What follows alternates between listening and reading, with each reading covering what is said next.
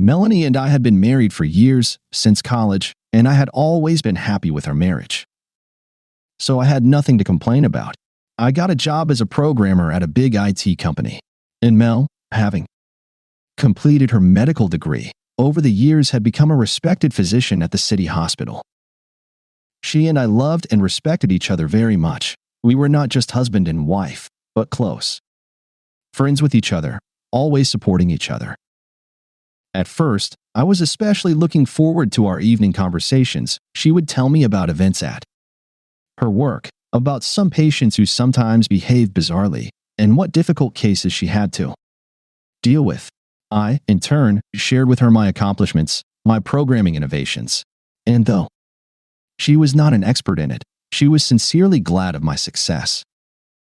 I could not rejoice in our relationship then, but as time passed, the usual routine began to consume us. More and more, I had to go deeper and deeper into my work. The company was growing, and I had to spend a lot more time at the computer, often even on weekends.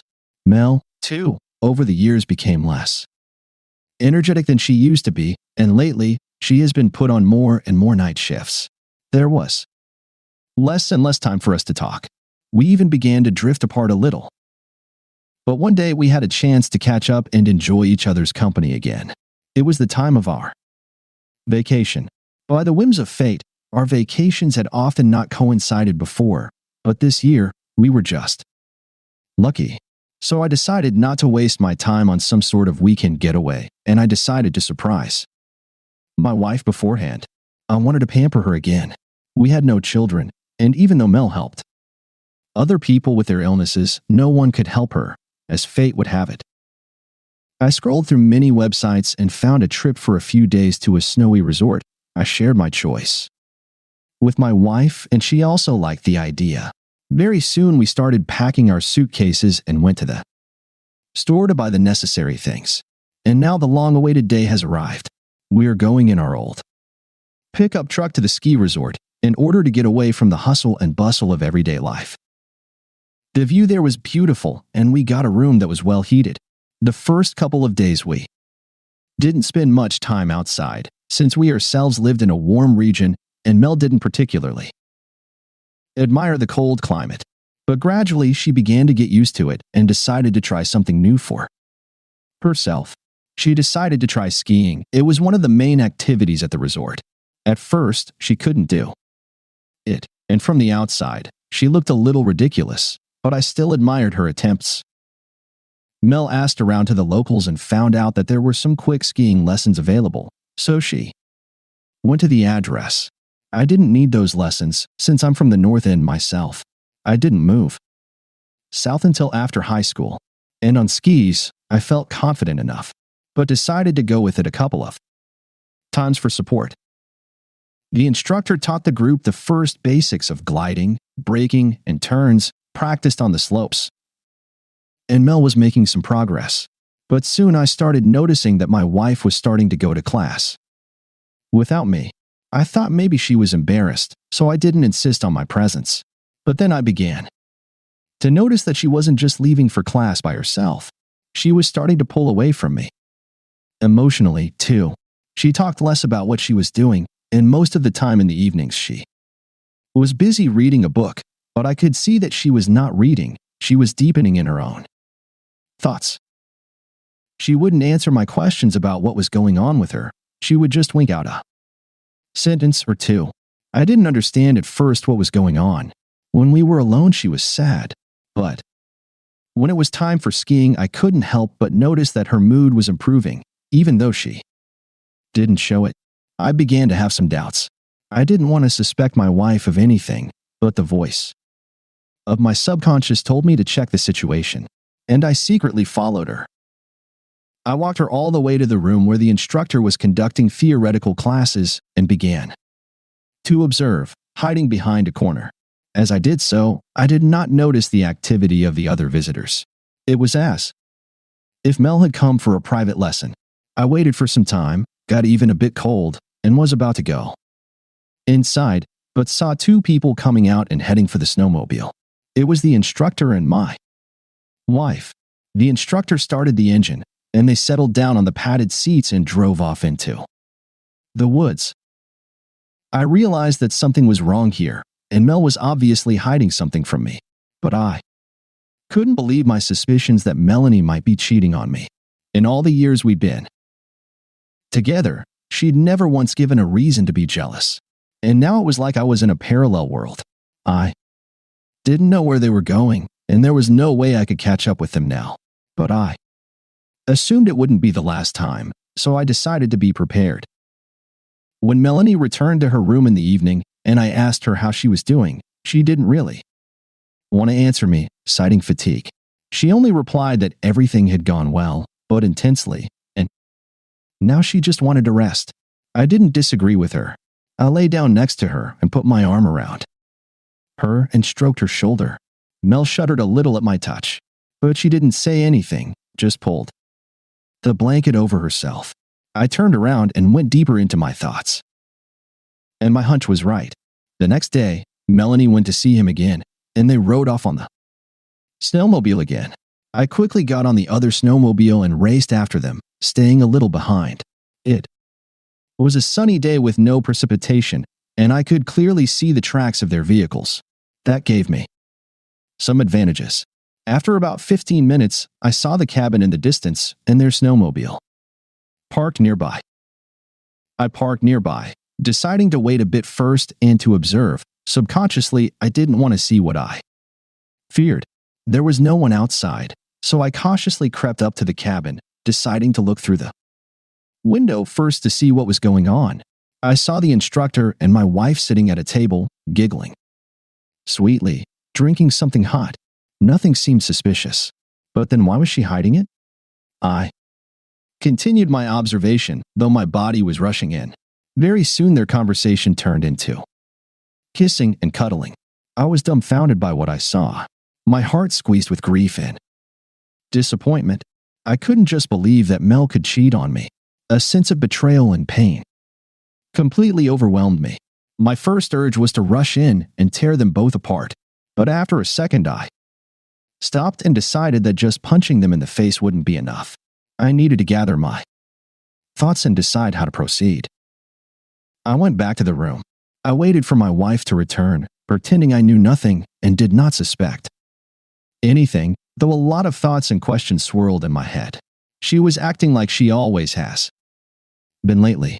We exchanged a few words, and when, after dinner, I asked her about marital obligations, I got another cultural kick. The next morning, while Melanie was asleep, I got ready and decided to visit the lover. He didn't open the door right away, but when he saw me alone, and at this early hour, he knew that I had come for a reason. I pushed the door open with my foot, and I pounded into the room, gradually stepping on my adversary. I didn't get it, he replied, trying to evade responsibility. I came to tell you to leave my wife alone. I know you're lovers. I said to my mind and punched him as hard as I could. But the instructor wasn't bad either. Even a little bigger and more pumped up than me. We began to wrestle, grabbing each other by the collars and throwing each other against the walls in the narrow hallway, punching each other in the face and torso at intervals with our fists. What about you? Can't keep your her on a leash? He snarled, and that only fueled the fire of hatred and anger in me. We fought for a while until we were both exhausted. Then, having fallen under the wall, we both leaned back, sighing heavily and groping our bruises. Listen, I just need you to stop dating my wife. I turned to him. He turned to me and replied with a snide smile, Do you think I'm her first or last? He turned away and started giggling. I didn't hesitate to elbow him in the jaw, which nearly made him lose his senses as he bent over in pain. I warned you, I told him and staggered out of his house. At first, I wanted to go back to my room, but I decided to stop by the local bar for a drink to help me feel a little better. There was soft music playing, and I ordered myself a glass of strong liquor. I was sitting behind the bar, mixing a drink in my shot glass and immersing myself in my thoughts. My head was full of pain and vague emotions. I was trying to make sense of what had happened and find a way out of the situation. I was consumed with my own thoughts, feeling cheated and disappointed. The marriage I had invested a lot of energy and feelings in seemed broken and hopeless. The bartender saw my deep reflections and realized that something was wrong with me. He poured me some more alcohol and asked if I needed support or someone to talk to. I looked at him and sighed, not wanting to take it out of the closet, and just answered briefly that there were some problems. He advised me to visit some secluded spots in the woods where, according to local lore, nature helps you reconnect with your mind and get your life in order.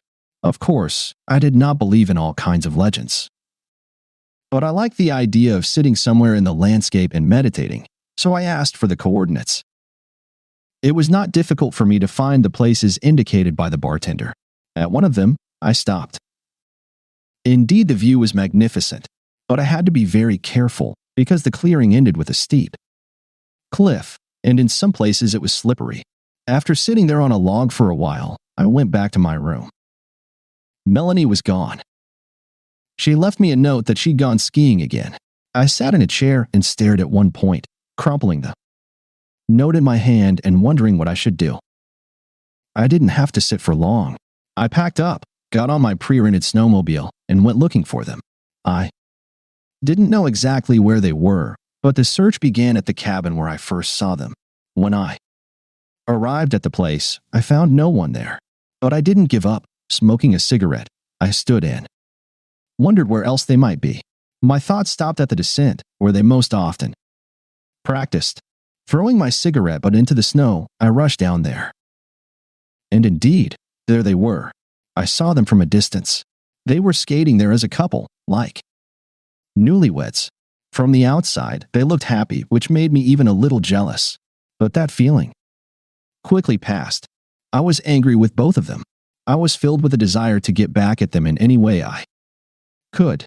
Apparently, the instructor decided not to give up, ignoring my warning. Taking my emotions into my fists, I went toward them. Both of them were probably not expecting to see me, but they greeted me and I did the same. Melanie probably didn't know about my visit to her lover, though he didn't look too good right now, and neither did I. She only asked what had happened to me. The instructor must have been playing his own game, for he said we'd had a bar fight with the locals. Well, his going was good for me. There was no need to make a jealous scene in front of everyone. I started a conversation with them about nothing, soon offering them a ride on a nicer lot. They eagerly agreed. I pointed out the spot to them, and we agreed to meet there in half an hour, as I needed to go back for my ski kit. I didn't waste a second. Getting ready quickly, I hurried to my destination. I didn't have a complete plan of action yet, so I decided to improvise, relying on luck. When I arrived, they were already there and looking around.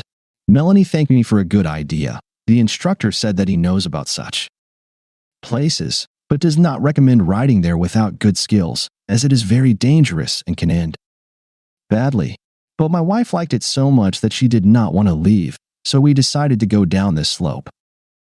The instructor was the first to go. I followed, and Melanie was next. In a goose-step fashion.